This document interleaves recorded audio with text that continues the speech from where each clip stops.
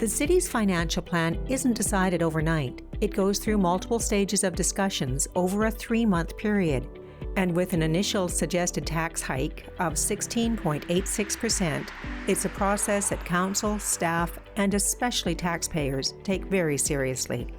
We've seen increased costs across every input that we see going into everything that we do at the city, like the public has in their household expenses. We're seeing the same things here, and it's not a financial plan that you want to bring forward at that rate. But I think these are the services that we are providing currently, to maintain those services, to invest in the capital that we have. Once it's in council's hands, then they can review and make amendments to the financial plan as they see. Obviously seeking more information often to see if there's any changes that they'd like seen. The public has every opportunity all the way through the process, even before we take that public input into consideration. When we are drafting the financial plan.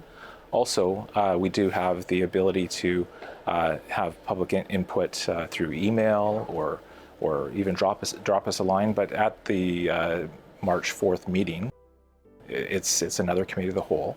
And at that time, the public can actually register and participate online. They can come to the council chambers and provide input at that time.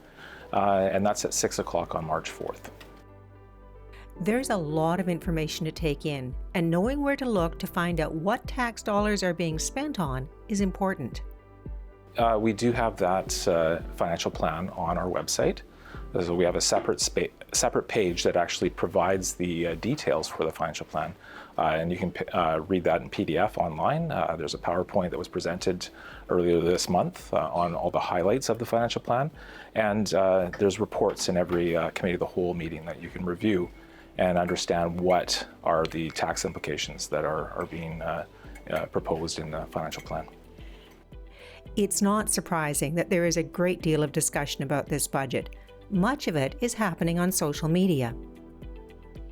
I think that's not the appropriate method to approach council.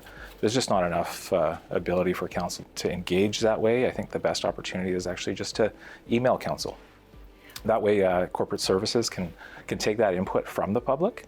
At that time, it's at council@portalberni.ca is the email address, and that's probably the best way. Then we can provide that to the elected and allow them to review that input.